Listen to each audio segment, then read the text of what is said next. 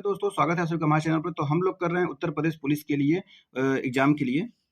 तो इसमें हम लोग आज प्रैक्टिस सेट 7 करेंगे। इसके पहले बहुत सारे प्रैक्टिस सेट कराए गए हैं 1 से लेकर 6 तक। उसको अगर अभी तक आप लोगों ने नहीं देखा तो जाकर देखिए। तो चलिए हम लोग शुरुआत करते हैं प्रैक्टिस सेट 7 का। तो देखिए यहाँ पर ये है प्रैक्टिस सेट 7, ठीक है। तो यहाँ से क्वेश्चन शुरू होता है।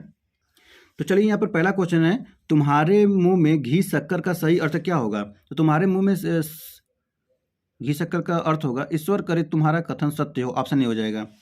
फिर नेक्स्ट है क्वेश्चन नंबर 2, निम्नलिखित शब्दों में से एक वचन बताना है। एक वचन तो प्राण, दर्शन, ओठ, तेल। तो इसका हो जाएगा आपका तेल, ऑप्शन डी हो जाएगा तेल। फिर नेक्स्ट है मनोरम का संधि विच्छेद। मनोरम का संधि विच्छेद तो ये हो जाएगा मन, धन, रम, ऑप्शन डी में है। नेक्स्ट है अंत्यज। अंत्यज का सही शब्द क्या अर्थ क्या होगा। तो ये हो जाएगा आपका जिसका जन्म निम्न अछूत वर्ग में हुआ हो उसको बोलते हैं अंतज्य। क्वेश्चन नंबर 5 देखिए। 5 में दूर से फेंक कर चलाया जाने वाला हथियार को बोलते हैं अस्त्र, ऑप्शन ए में हो जाएगा अस्त्र। नेक्स्ट है कुटिल का विलोम क्या होता है। कुटिल का विलोम तो कुटिल का विलोम होता है सरल, ऑप्शन सी में। नेक्स्ट है निम्नलिखित में घोड़ा का पर्यायवाची शब्द नहीं है। घोड़ा का पर्यायवाची तो ये देखिए अश्व होता है, सैंधव होता है, घोटक होता है, यातुधान नहीं होता, ऑप्शन डी हो जाएगा यातुधान। नेक्स्ट है मोहन से चला नहीं जाता। वाक्य में कौन सा वाच्य है। मोहन से चला नहीं जाता, ये हो जाएगा भाववाच्य, ऑप्शन डी हो जाएगा, बी हो जाएगा भाववाच्य। चलिए क्वेश्चन नंबर नेक्स्ट है 9, लौकिक शब्द में प्रत्यय है। लौकिक शब्द में प्रत्यय तो ये हो जाएगा इक, ऑप्शन डी हो जाएगा इक। नेक्स्ट है इनमें से कौन सा शब्द पुल्लिंग है। कौन सा शब्द पुल्लिंग इसमें होगा। तो ये हो जाएगा आपका खटमल, ऑप्शन सी हो जाएगा खटमल।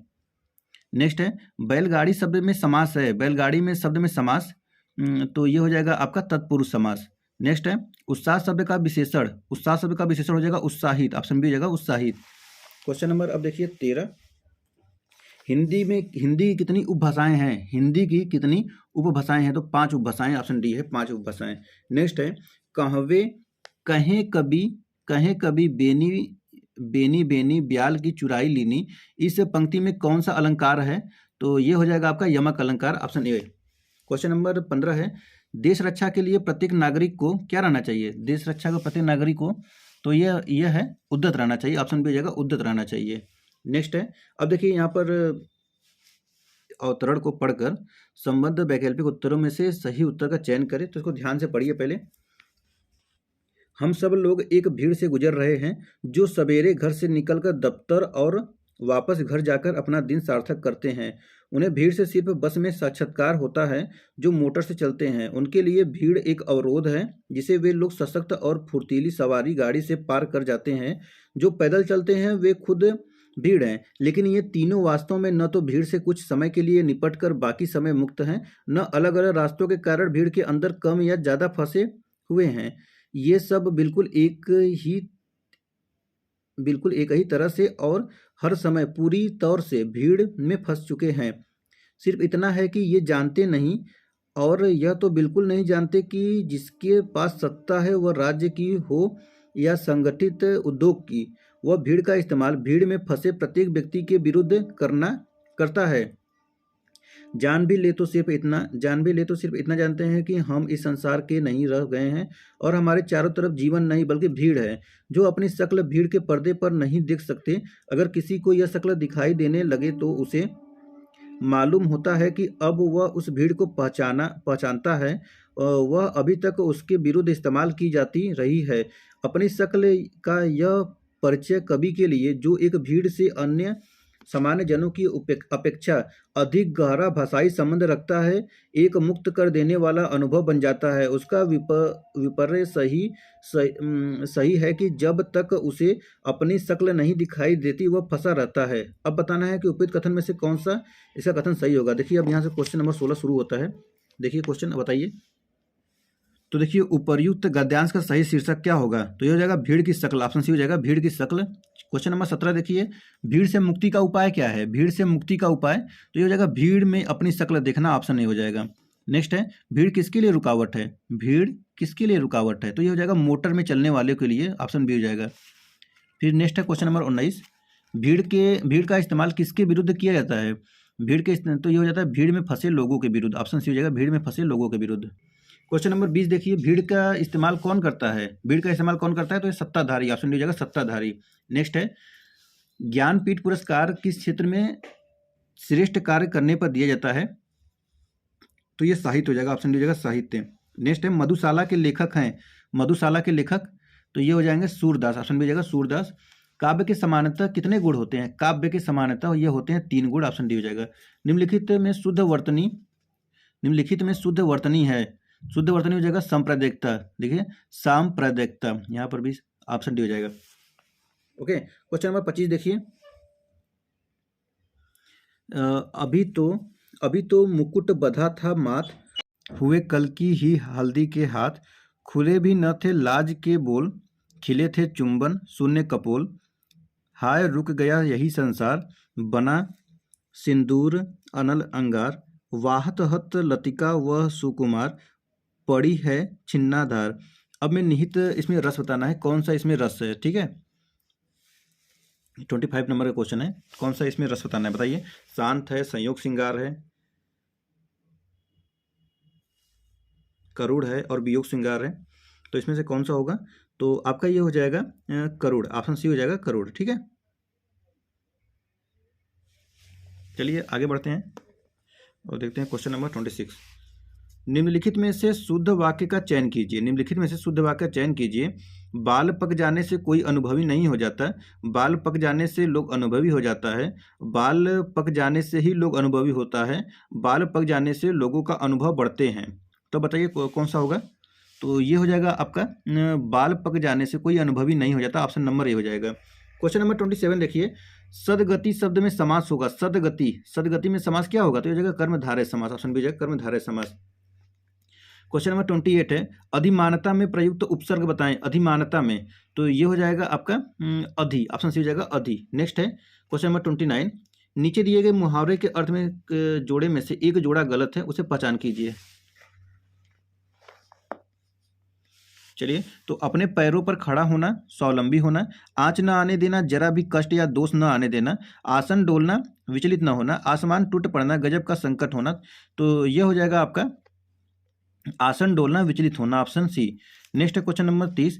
मदिरा पीने का प्याला के लिए एक शब्द है चश्म, चषक, चषक या चस्क, चषक, तो ये हो जाएगा आपका ऑप्शन डी चषक। फिर नेक्स्ट है अकार शब्द का तद्भव रूप है, अकार शब्द का, तो अकार शब्द का तद्भव हो जाएगा अकाज, ऑप्शन बी हो जाएगा अकाज। चलिए नेक्स्ट है 32 नंबर क्वेश्चन देखिए। उनके बिना तुम कुछ भी नहीं हो, वाक्य में संबोधक शब्द कौन सा है, उनके बिना तुम कुछ, तो ये हो जाएगा बिना, ऑप्शन बी हो जाएगा बिना। नेक्स्ट है 33 नंबर क्वेश्चन। लड़के ने पुस्तक पढ़ी का वाक्य काल क्या है, लड़के ने पुस्तक पढ़ी, तो ये हो जाएगा पूर्ण वर्तमान काल, ऑप्शन बी हो जाएगा पूर्ण वर्तमान काल। चलिए नेक्स्ट है निम्न में से किस वाक्य में संप्रदान कारक है, संप्रदान कारक, मेरा घर स्टेशन से बहुत दूर है, राम घर पर सो रहा है, राजा ने निर्धनों को कम्बल दिए, या ऑप्शन डी निसार खेलता है, तो ये हो जाएगा आपका 34 का सी नंबर क्वेश्चन, ऑप्शन राजा ने निर्धनों को कम्बल दिए। नेक्स्ट है नीचे दिए गए वाक्य में विशेषण का प्रयोग हुआ है, हाँ ठीक है, राम और श्याम भाई हैं, राम ने माँ से पानी और खाना मांगा, माँ ने खाने में दाल और रोटी परोसी, या राम ने रोटी खाकर रोटी मांगी, ऑप्शन डी हो जाएगा राम ने रोटी खाकर रोटी मांगी, ऑप्शन डी हो जाएगा। नेक्स्ट है क्वेश्चन नंबर 36। आला का संबंध किस उपबोली से है, तो यह है बनाफरी, ऑप्शन हो जाएगा बनाफरी। नेक्स्ट है दिए गए विकल्पों में से पराजय एवं माला का एक समानार्थी शब्द है, माला का एक समानार्थी शब्द क्या होगा, तो ये हो जाएगा आपका हार, ऑप्शन सी हो जाएगा हार। चलिए देखिए हिंदी का क्वेश्चन खत्म हो गया, अब आता है सामान्य ज्ञान का। सामान्य ज्ञान में दिसंबर 2023 में किसे छत्तीसगढ़ राज्य का विधानसभा अध्यक्ष चुना गया है, किसे चुना गया है, तो ये चुना गया है डॉक्टर रमन सिंह को, ऑप्शन बी हो जाएगा डॉक्टर रमन सिंह। देखिए जैसे छत्तीसगढ़ के विधानसभा के बारे में पूछा है वैसे आप उत्तर प्रदेश के विधानसभा के बारे में याद कर लीजिए और कमेंट करिए, ठीक है। उत्तर प्रदेश में कितने जलवायु क्षेत्र हैं, उत्तर प्रदेश में कितने जलवायु क्षेत्र हैं, तो यह 9, ऑप्शन सी हो जाएगा 9। नेक्स्ट है यमुना नदी का उद्गम स्थान है, यमुना नदी का उद्गम स्थान, तो हो जाएगा बंदरपूछ, ऑप्शन बी हो जाएगा बंदरपूछ। नेक्स्ट है निम्नलिखित में से देश के खाद्यान्न उत्पादन में उत्तर प्रदेश का कौन सा स्थान है, उत्तर प्रदेश कौन सा स्थान होगा, तो यह प्रथम स्थान, ऑप्शन सी हो जाएगा प्रथम स्थान। नेक्स्ट है अंतर्राष्ट्रीय नर्स दिवस कब मनाया जाता है, अंतर्राष्ट्रीय नर्स दिवस मनाया जाता है 12 मई को। फिर है उत्तर प्रदेश में कृषि अनुसंधान परिषद स्थित है, कृषि अनुसंधान परिषद, तो ये हो जाएगा आपका लखनऊ में है। फिर है किसके शासनकाल के दौरान में अजंता की गुफाएं निर्मित की गई थी, तो यह किया गया था आपका मौखरी, ऑप्शन डी हो जाएगा मौखरी। सॉरी ऑप्शन डी नहीं है, ये वाकाटक होगा। ठीक है, ऑप्शन ए हो जाएगा वाकाटक। अजंता की गुफाएं निर्मित हुई थी वाकाटक के समय। चलिए क्वेश्चन नंबर 5 देखिए। 45 में नदी का बहता हुआ जल किस प्रकार का ऊर्जा संवहन करता है? तो यह करता है आपका गतिज। फिर है कार्बनिक यौगिक में कार्बन की संयोजकता हमेशा होती है। तो यह हो जाएगा आपका 4, ऑप्शन डी हो जाएगा 4। दिसंबर 2023 में प्रधानमंत्री नरेंद्र मोदी ने विश्व के सबसे बड़े ध्यान केंद्र मेडिटेशन का उद्घाटन कहाँ पर किया है? तो यह किया है आपका वाराणसी में, ऑप्शन ए हो जाएगा वाराणसी मेडिटेशन सेंटर। नेक्स्ट है उत्तर प्रदेश के किस जिले में देश के प्रथम पुलिस संग्रहालय की स्थापना की गई है? तो यह किया गया है आपका गाजियाबाद में, ऑप्शन बी जाएगा गाजियाबाद। चलिए नेक्स्ट है निम्नलिखित में से कौन सा शब्द भारतीय संविधान की प्रस्तावना में उल्लेखित नहीं है? निम्नलिखित में से कौन सा शब्द भारतीय संविधान की प्रस्तावना में उल्लेखित नहीं है? तो यह हो जाएगा आपका समाजवादी, लोकतंत्रात्मक, पंथनिरपेक्ष या संघीय। तो यह हो जाएगा संघीय शब्द का नहीं है। जौनपुर में फिर डैश है, फिर के द्वारा निर्मित अटाला मस्जिद अन्य मस्जिदों के निर्माण के लिए एक मिसाल मॉडल बन गई। मुबारक शाह, इब्राहिम सरकी, मालिक सरवर या हुसैन शाह। तो ये हो जाएगा आपका इब्राहिम सरकी, ऑप्शन में जाएगा इब्राहिम सरकी।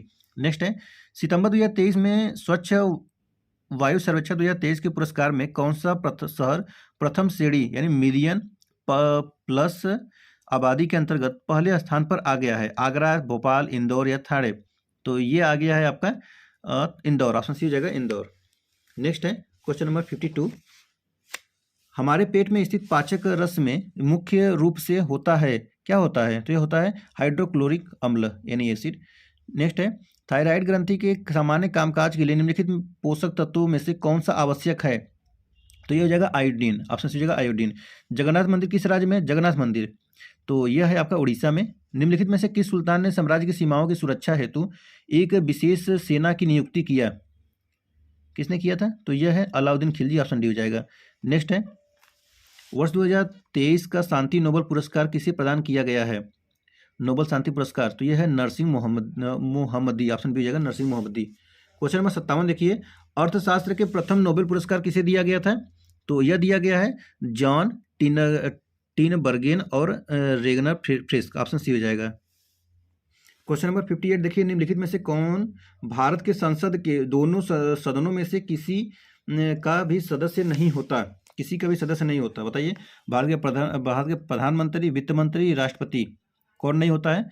तो ये हो जाएंगे आपके राष्ट्रपति, ऑप्शन सी हो जाएगा यहाँ पे। फिर है निम्नलिखित में से कौन सा युग्म सुमेलित नहीं है? हस्तिनापुर, मेरठ, विंध्याचल, मिर्जापुर, सिंगवेरपुर, फैजाबाद और देवास शरीफ, बाराबंकी। इसमें से कौन सुमेलित नहीं है? तो देखिए ये सिंगवेरपुर, फैजाबाद, ये कथन गलत हो जाएगा, ऑप्शन सी हो जाएगा इसका। क्वेश्चन नंबर 60 देखिए। निम्नलिखित में से कौन विधायिका सत्र को सत्रावसान करने की अधिसूचना जारी करता है? तो यह करेगा राष्ट्रपति, ऑप्शन सी हो जाएगा राष्ट्रपति। फिर नेक्स्ट है भारत में पहली पैरा बैडमिंटन अकादमी की स्थापना कहाँ की गई है? तो यह किया गया है लखनऊ में, ऑप्शन बी हो जाएगा। निम्न में से उत्तर प्रदेश के किस जनपद में आर्यभट्ट नक्षत्रशाला स्थित है? इलाहाबाद, लखनऊ, गोरखपुर, रामपुर। तो यह हो जाएगा आपका रामपुर, ऑप्शन डी। सैयद सालार मेला आयोजित होता है इलाहाबाद में होता है। सैयद सालाइत बाजार बहराइच में होता है, ऑप्शन हो जाएगा बहराइच। नेक्स्ट है उत्तर प्रदेश विधान परिषद की संपूर्ण सदस्य संख्या है, संपूर्ण सदस्य संख्या, तो ये हो जाएगा 100, ऑप्शन सी हो जाएगा 100। फिर है किस देश की आर्थिक विकास किस पर निर्भर है? प्राकृतिक संसाधन, पूंजी निर्माण, बाजार का आकार या उपयुक्त सभी। तो ये हो जाएगा आपका उपयुक्त सभी। फिर नेक्स्ट है किस रोग से रक्षा करने के लिए शिशुओं को DPT का टीका लगाया जाता है? देखिए क्वेश्चन एक बार और भी आया था, तो ये रोहिणी, कुकर खांसी तथा टेटनेस, ऑप्शन डी हो जाएगा। चमेरा हाइड्रो इलेक्ट्रिक प्रोजेक्ट किस राज्य में स्थित है? तो यह है हिमाचल प्रदेश, ऑप्शन बी हो जाएगा। फिर नेक्स्ट है 2011 की जनगणना के अनुसार उत्तर प्रदेश की जनसंख्या भारत की जनसंख्या कितनी प्रतिशत है? तो यह हो जाएगा 16.50%, यानी 16.5%। और फिर नेक्स्ट है दिसंबर 2023 में उत्तर प्रदेश सरकार ने राज्य में कितने साइबर अपराध पुलिस स्टेशन खोलने की मंजूरी दी है? कितने दिया है? तो ये हो जाएगा 57। नेक्स्ट है भारत का क्षेत्रफल पाकिस्तान से लगभग कितना गुना बड़ा है? 4 गुना बड़ा है, ऑप्शन बी हो जाएगा 4 गुना बड़ा। चलिए क्वेश्चन नंबर 71 आता है। वेदों की ओर लौटो का नारा किसने दिया था? वेदों की ओर लौटो, इसको याद रखिए, दयाराम साहनी ने दिया था, दयानंद सरस्वती ने दिया था। चलिए क्वेश्चन नंबर 72 है, निम्नलिखित में से किस जनजाति द्वारा दीपावली का शोक पर्व के रूप में मनाया जाता है? शोक पर्व के रूप में, तो यह थारू जनजाति। क्वेश्चन नंबर 73 है, निम्नलिखित में से कौन सी पुस्तक ज्योतिबा फुले द्वारा लिखी गई थी? ज्योतिबा फुले द्वारा पुस्तक लिखी गई थी आपका ये गुलामगिरी, ऑप्शन ए हो जाएगा गुलामगिरी। नेक्स्ट, गांधी इरविन समझौते पर हस्ताक्षर कब हुए थे? गांधी इरविन समझौता, तो यह हुआ था आपका 5 मार्च 1931 को। चलिए फिर लास्ट क्वेश्चन है, गरीबी को मापने के लिए उपयोग की जाने वाली सामान्य विधि जो आय या उपभोग के स्तर पर आधारित होती है कहलाती है, क्या कहलाती है? तो यह है गरीबी रेखा। ठीक है, तो ये 75 क्वेश्चन खत्म हो गए और मैथ रीजनिंग 75 क्वेश्चन इसमें आएंगे, तो उसको हम लोग किया जाएगा नेक्स्ट वीडियो में। ठीक है, तो चलिए हम लोग फिर मिलते हैं सेट प्रैक्टिस सेट 8 के साथ। धन्यवाद।